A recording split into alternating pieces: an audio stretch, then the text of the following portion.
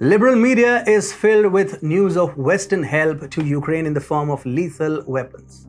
But telling the truth never got into the principles of these tainted media sections. So we will put light on the reality. The fact is, no one wants to board the sinking ship of Ukraine, not even Europe. Hi and welcome to TFI Global, the foreign affairs and geopolitical analysis arm of the TFI Media Group.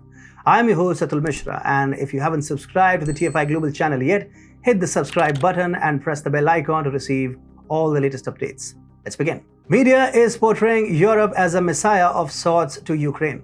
Liberal media shows the EU leaders talking with Putin, taking a stern stance on Russia's offensive and whatnot. It talks about how European Union is trying to help Ukraine through the crisis and how citizens of various countries have come forward to give unwavering support to the Eastern European country. And funniest of all, it shows how Ukraine is making Russia lick the dust every day with the help of Western support and weapons. But the claims fall flat on the ground of reality. The reality is that the European countries are growing indifferent to Ukraine's concerns. According to a recent data by Kiel Institute for the World Economy, the 6 major nations in Europe did not make any fresh bilateral military commitments to Ukraine for the entire month of July. This is the first since Russia's special military ops in late February. Countries like Poland, France, Germany, Spain, Italy, and UK made it to the list. The information indicates that military assistance to Ukraine is declining despite historic changes in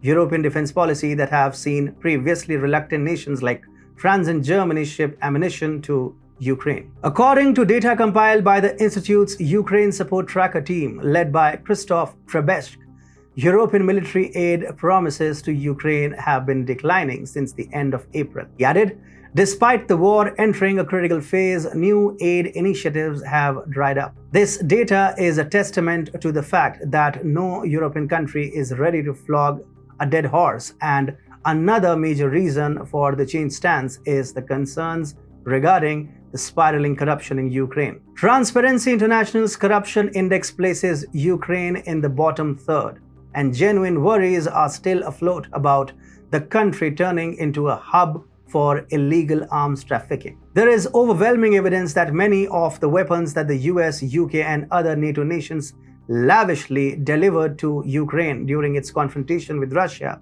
have ended up on the dark web. The Ukrainian traders claim to offer not just small arms or body armor on the dark web, but also such sophisticated hardware as Javelin and NLAW anti-tank systems of Phoenix, Ghost, and Switchblade explosive drones. Israeli cyber intelligence specialist KELA has found gun listings supposedly posted by Ukrainians on several darknet markets, some specialized in firearms. One of the vendors even offered a US-supplied Javelin ATGM anti-tank missile systems for just $30,000. The seller has set their location as Kiev, the capital city of Ukraine. Interpol Secretary General Jürgen Stock has already warned about the seriousness of the situation. According to Stock, weapons transferred to Ukraine during Russia's invasion in February would wind up in the world's black market and will end up in the hands of criminals. He has repeatedly warned that the market will be inundated with heavy weapons and guns once Russia ends the war. He asked Interpol's member states, particularly those that supply weapons, to cooperate on arms tracing. As of now, the only weapons Ukraine is receiving is from the US. Just on Friday, Washington declared another $775 million ammunition package to Kiev. But that doesn't take away the fact that even a close confidant in Washington is wary of Ukraine slipping into the abyss of corruption. Woods, a former State Department official, has said Ukraine certainly has problems with corruption, and if that's the case in a country, you can be sure that some of these weapons will be lost or transferred or sold. A recent article by Thomas Friedman showed how Biden and the White House are done with Zelensky and are looking for a sacrificial lamb to pin the blame upon. It is a common song now about how the anti-Russian sanctions have backfired on Europe. Euro has fallen to the lowest against the dollar in a decade. Europe's inflation has rocketed to unprecedented levels.